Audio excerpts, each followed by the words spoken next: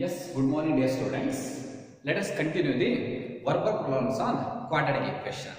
Yes, in this session I will take some geometrical problems. Yes, before going for geometrical problems, let us once again recall some topics which are required for solving these kind of questions. First topic is, first of all, you have to understand what is the meaning of area. In 9th only I had explained what is the meaning of area. Area means the region covered by the geometrical figure in a plane is called its area. The region covered by the geometrical figure in a plane is called area. For example, if you take the example of rectangle, one rectangle ತಗೊಂಡ್ರೆ, suppose the length of the rectangle is 3 cm and breadth is 2 cm. Now, what is the meaning of area of a rectangle?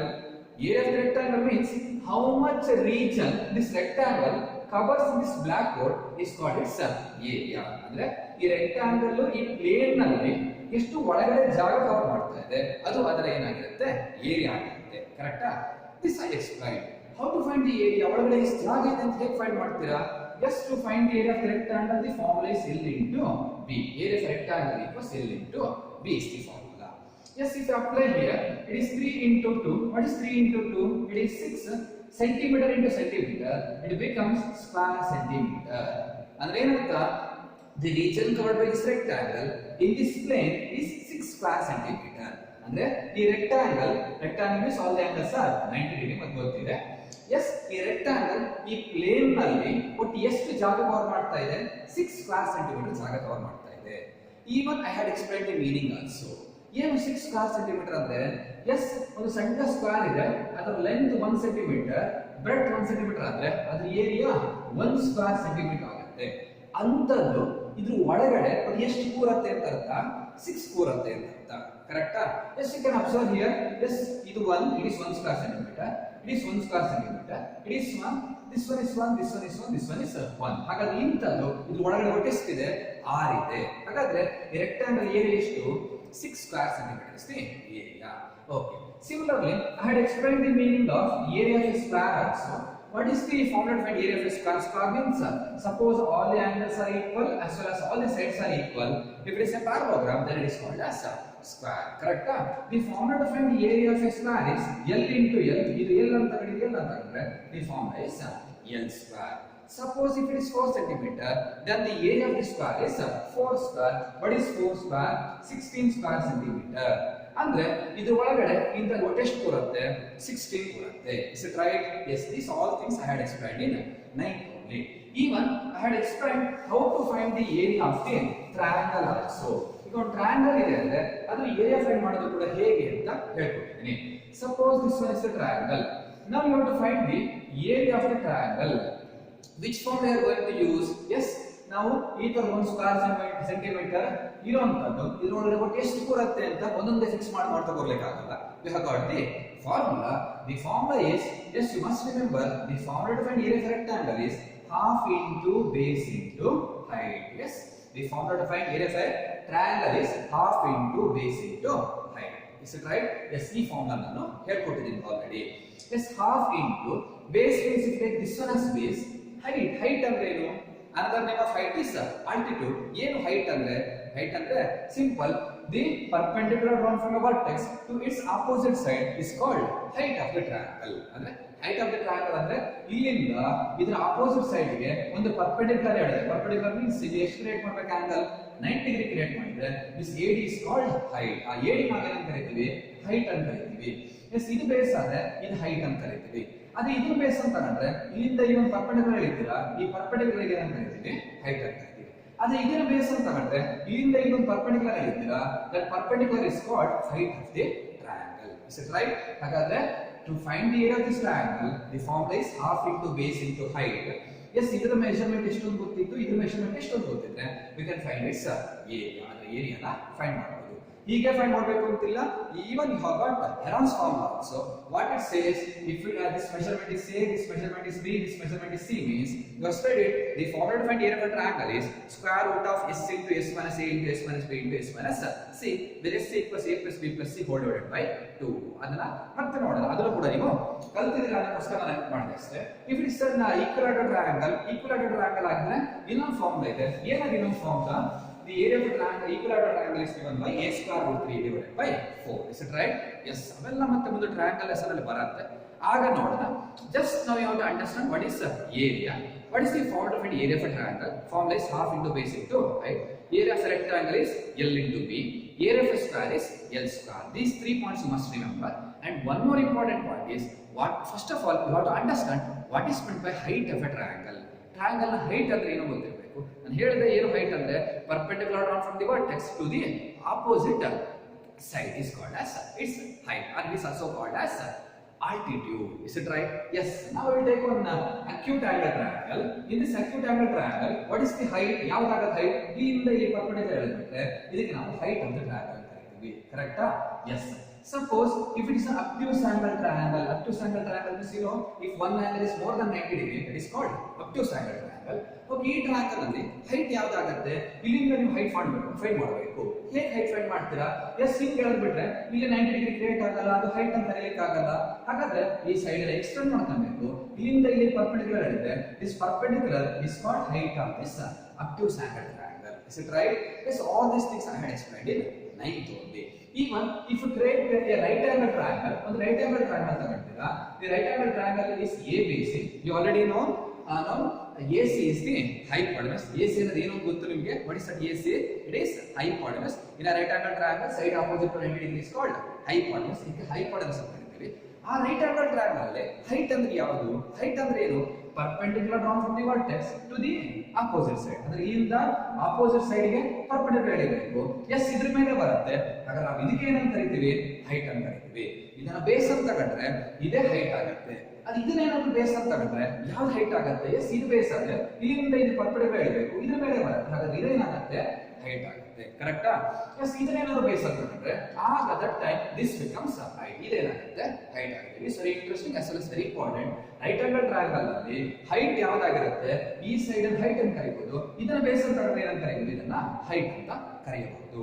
Okay, ಇಷ್ಟು things ನಿಮಗೆ ಗೊತ್ತಿದ್ರೆ we can directly go for the geometrical problems on quadratic equations.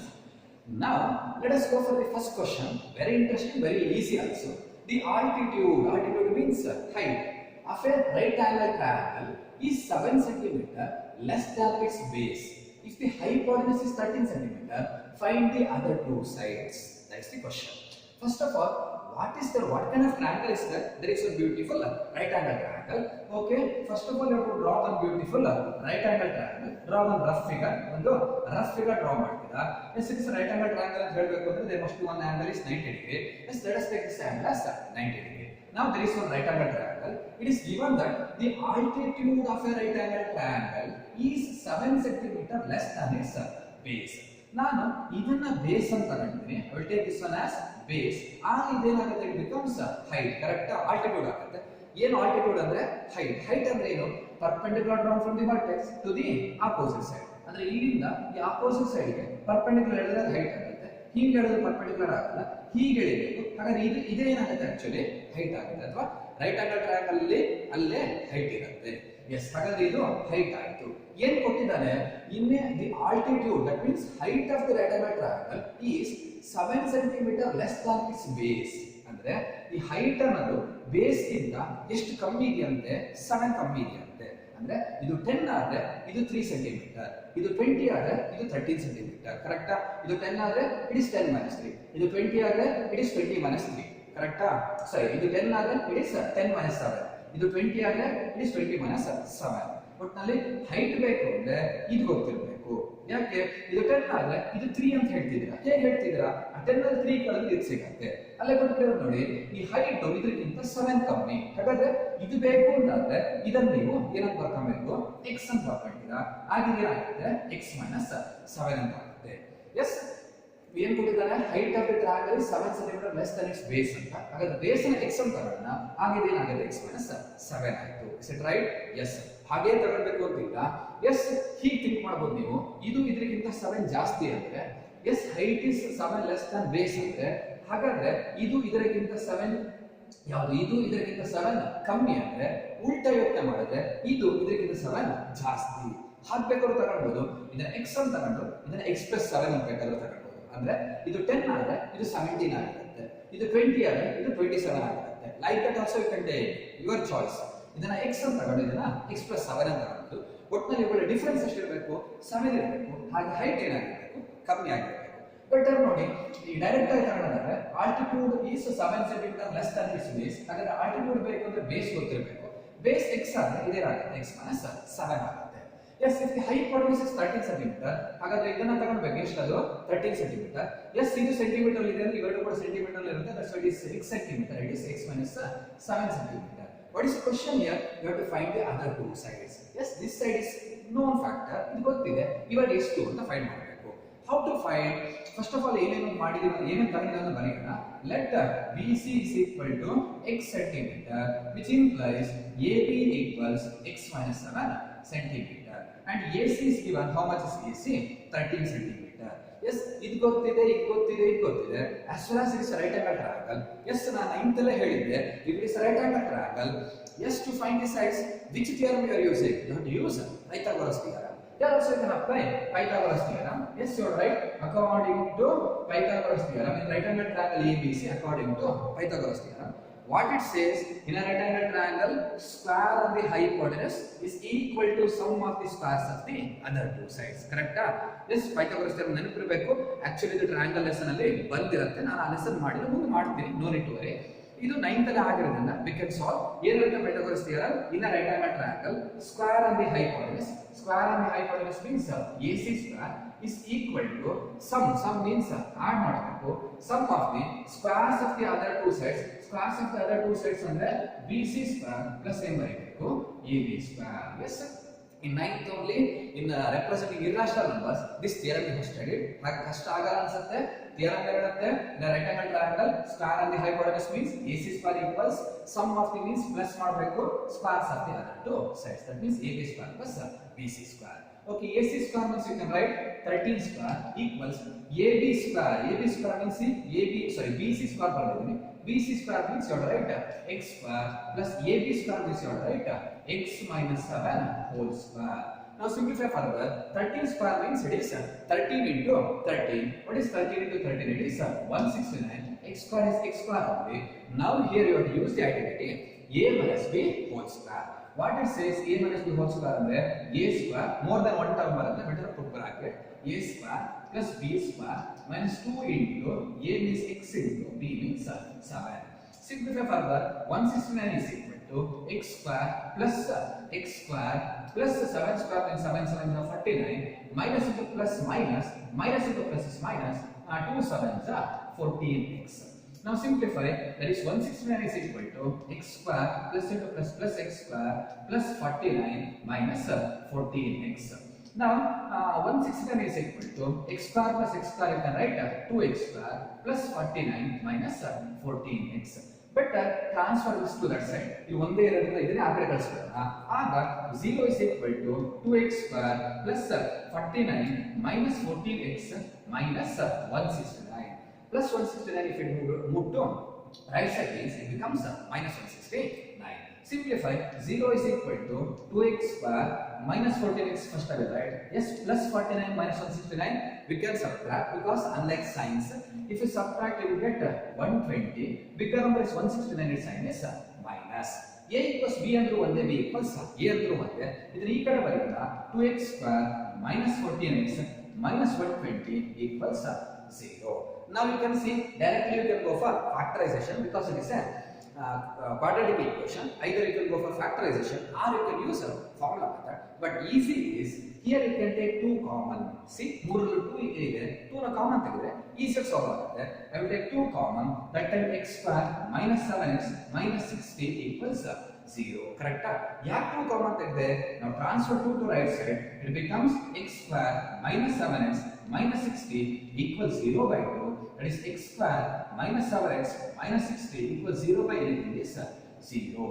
Now it is a quadratic equation. That is x square minus 7x minus 60 equals 0 is a quadratic equation. If you solve that quadratic equation, you get the answer of x. X answer ಸಿಗುತ್ತೆ. ಆಮೇಲೆ ಏನು find ಮಾಡ್ತೀವಿ? You can find x minus 7. Okay, your choice. Either you can use quadratic equation, formula method, or you can use factorization method. Since the equation is so simple, I will use factorization method. See, sum should be -7, sum should be -7, product should be -60. What are the multipliers? You have to choose the multipliers. I think 12 and 5 is the answer. Is it right? 12 5s are 60. If I adjust 12 and 5, you get 7. Yes, sum sign is minus, bigger number sign should be minus. Idu minus, idu plus ಆದ ಮಾತ್ರ minus idu plus minus 50 ಬರುತ್ತೆ. That's why the multipliers are -12 and +5. Directly you can tell the answer. ನೋಡಿ multiplier ನೋಡಿ answer ಹೇಳ್ಬೋದು. x plus 12 and x ಏನಾಗಿರುತ್ತೆ? -5 ಆಗಿರುತ್ತೆ. Okay, ನಾವು solve ಮಾಡಿ ಹೇಳೋಣ. Yes, x square -12x plus 5x minus 60 equals 0. In these two you can take plus common. X square minus 12x remains. Here plus you can take common. That time as it is remains 5x minus 60 equals 0. Here you can take x common. X minus 12 remains. Here you can take 5 common. X minus 12 remains equals 0. Illu x minus 12 ಇದೆ, ಅಲ್ಲೂ x minus 12 ಇದೆ. If you take x minus 12 common, here x remains, then plus 5 remains equals 0. It is just like a into b equals 0. That means either a must be equal to 0 or b must be equal to 0. That means x minus 12 equals 0 or x plus 5 is equal to 0. X is equal to 12 or x is equal to 5. -5. What is that x? X ಅಂದ್ರೆ ಅದು it is the base of the triangle. Base of the triangle ಏನಾಗಲ್ಲ, negative ಆಗ್ಲಿಕ್ಕೆ ಸಾಧ್ಯ ಇಲ್ಲ. Correct? Length 10 centimetre ಇದೆ ಅಂತ ಹೇಳ್ಬೋದು, ಇದರಲ್ಲಿ 20 ಸೆಂಟಿಮೀಟರ್ ಇದೆ ಅಂತ ಹೇಳ್ಬೋದು. ಬಿಟ್ರೆ -12 ಸೆಂಟಿಮೀಟರ್ ಇದೆ ಅಂತ ಹೇಳ್ತೀವಿ, ಲೆಂತ್ ಅನ್ನ ಇಲ್ಲ. ಹಾಗಾಗಿ x should be positive. Since x is positive, x positive ಆಗಿರಬೇಕು. Therefore x is equal to ಏನಂತ ಬರೀಬೇಕು? 12 centimeter. That means you have to neglect the value -5. Is it right? Yes. ಹಾಗಾದ್ರೆ x is 12 centimeter. x ಸಿಕ್ಕಿದ್ರೆ ಸಾಕಾ? ಇಲ್ಲ, ಅದೇನ್ ಹೇಳ್ತಾನೆ, find the other two sides. ಇದನ್ನು ಫೈಂಡ್ ಮಾಡಿ, ಹಾಗೆ ಇದನ್ನು ಫೈಂಡ್ ಮಾಡಿ ಅಂತ ಹೇಳ್ತಾನೆ. ಎಸ್, x ಅಂದ್ರೆ ಏನದು? BC ಸಿಕ್ತು. BC is 12 centimeter. Now you have to find AB. Yes, AB equals ಏನು ಅಂತ ಗೊತ್ತು. What is AB? That is x minus 7.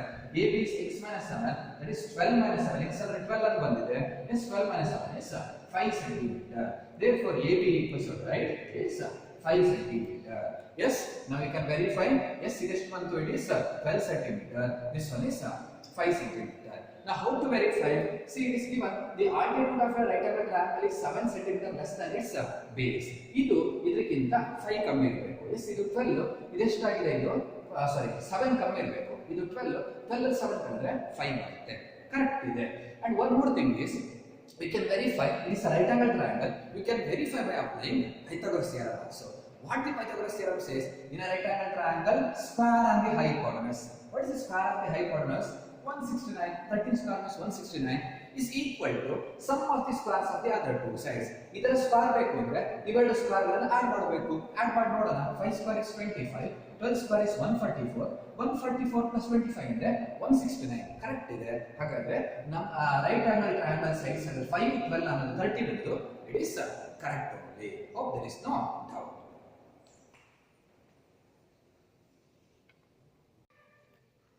Yes, dear students, let us continue the next question. Next question is like this. The altitude of a triangle is 6 centimeter greater than its base. If the area of the triangle is 108 centimeter square, find its base and altitude. First of all, let us draw the figure.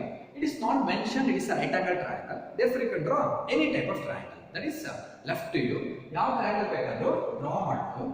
First of all, let us analyze the problem by drawing a triangle. The triangle draw ಮಾಡಿ problem analyze ಮಾಡೋಣ. Okay, there is one triangle ABC. It is given that altitude of a triangle. Altitude of a triangle means height of a triangle. Correct? ಹಾಗಾದ್ರೆ ಈ triangle ಅಲ್ಲಿ ಏನು draw ಮಾಡಬೇಕು? Height ಅನ್ನು draw ಮಾಡಬೇಕು. Height ಅಂದ್ರೆ ಏನು? Perpendicular draw from a vertex to the opposite side. ಹಿಂಗ್ ಡ್ರಾ ಮಾಡಿದ್ರು ಹೈಟ್ ಆಗುತ್ತೆ, ಹೀಗೆ ಡ್ರಾ ಮಾಡಿದ್ರು ಹೈಟ್ ಆಗುತ್ತೆ, ಅವಾಗ ಇದು ಬೇಸ್ ಆಗುತ್ತೆ. ಹೀಗೆ ಡ್ರಾ ಮಾಡಿದ್ರು ಇದು ಹೈಟ್ ಆಗುತ್ತೆ, ಇದನ್ನ ಬೇಸ್ ಅಂತ ಕರೀತೀರಾ. S, your choice. ನಾನು ಇದನ್ನ ಬೇಸ್ ಅಂತ ಟ್ರೀಟ್ ಮಾಡ್ತೀನಿ. I will take this one as base of the triangle. I will take this one as height. Yes, ಇಲ್ಲಿ ಒಂದು perpendicular draw ಮಾಡಿದೆ ಮೇಲಿಂದ ಕೆಳಗಡೆ. Yes, ನಾವು ಈ AD ಗೆ ಏನಂತ ಕರೀತೀವಿ? Height of the triangle or altitude of the triangle. If it is given that altitude of a triangle is 6 centimeter greater than its base, ಅಂದ್ರೆ ಏನರ್ಥ?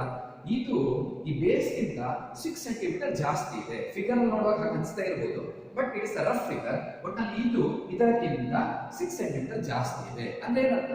ಇದು 10 ಆದ್ರೆ ಇಟ್ ಇಸ್ 10 plus 6 60.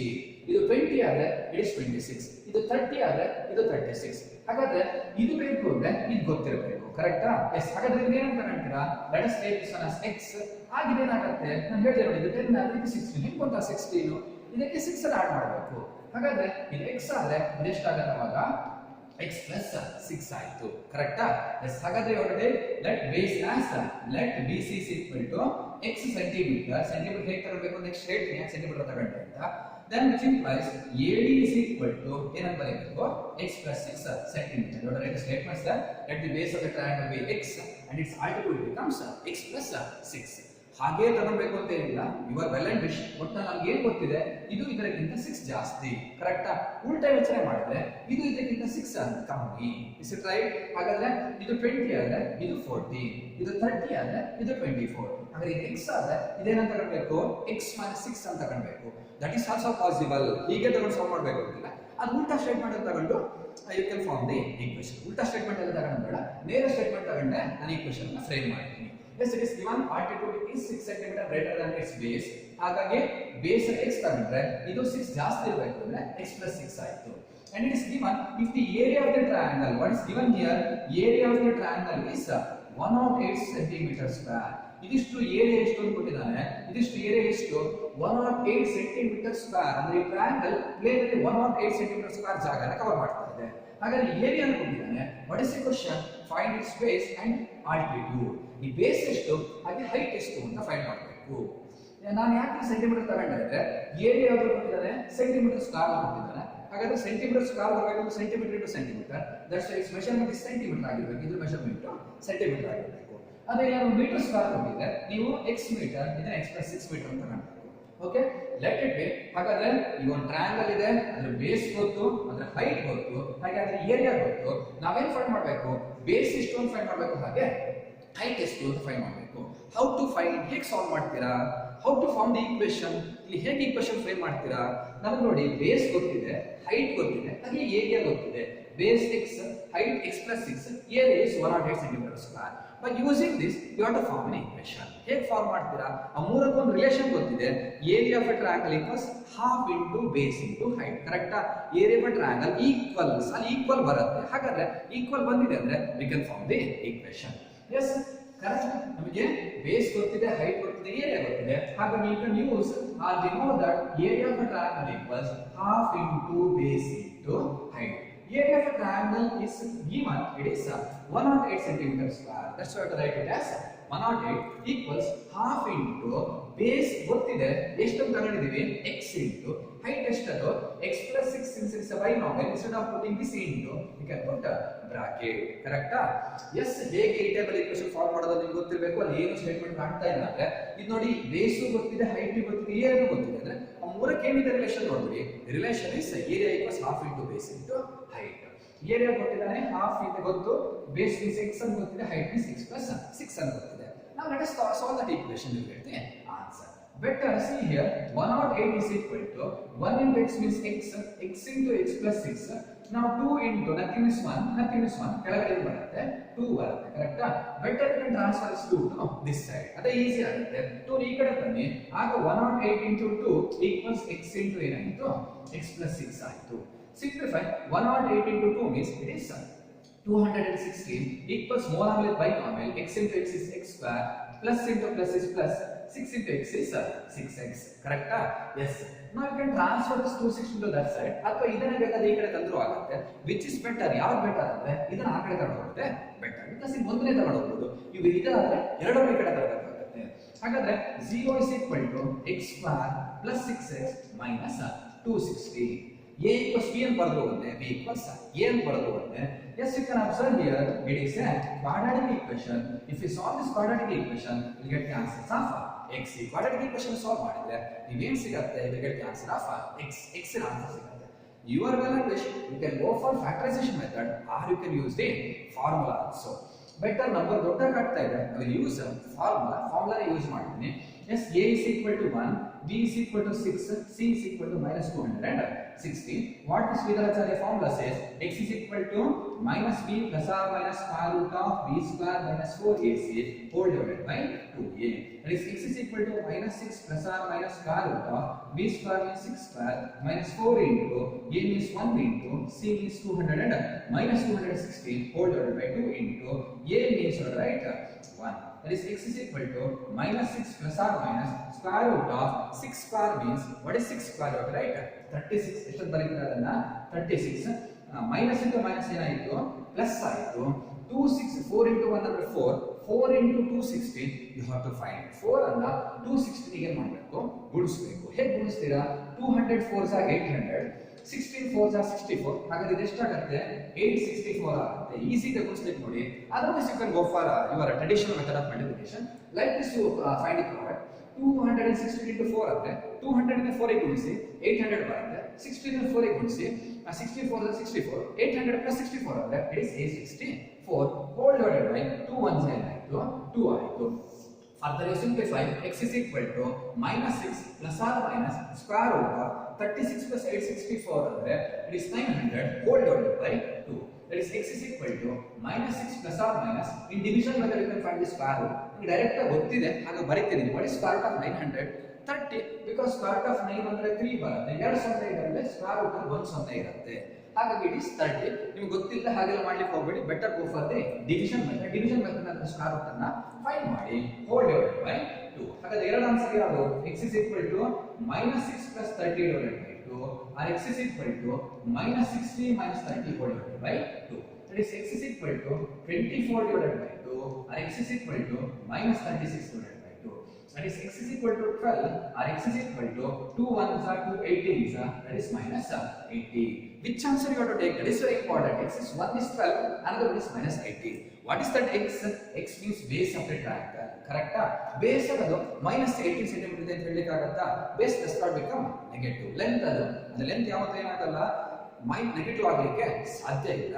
ಹಾಗಾಗಿ ಎಷ್ಟು ಸೆಂಟಿಮೀಟರ್ ಇದೆ ಅಂದ್ರೆ ಲೆಂತ್ ಅಲ್ಲ ಈ ಸ್ಕೇಲ್ ಅಲ್ಲಿ ಇಟ್ಕೊಂಡು minus 18 cm ಇದೆ ಅಂತ ಹೇಳ್ತೀವಾ? ಇಲ್ಲ. ಹಾಗಾಗಿ length always should be positive. ಬರೀತೀರಾ since x is positive therefore x is equal to ಏನಂತ ಬರೆಯಬೇಕು 12 cm. therefore what is the base of the triangle? It is 12 cm. correct? Like base of the triangle ಸಿಕ್ತು. how much is the base of the triangle? It is 12 cm. now you have to find the height. ಹೇಳಿದ್ರು ನೋಡಿ find the base and altitude ಅಂತ.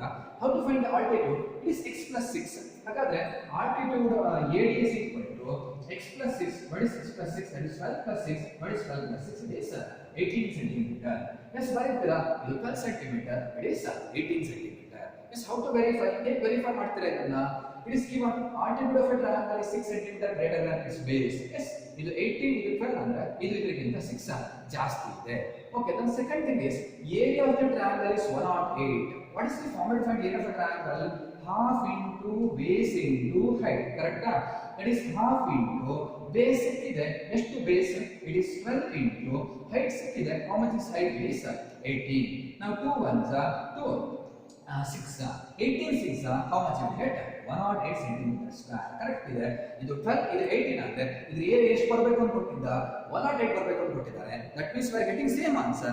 that means our answer is right. hope there is no doubt in this problem also. doubt ಇದ್ದ ಹಾಗೆ ಇಲ್ಲ. okay, let us continue next question.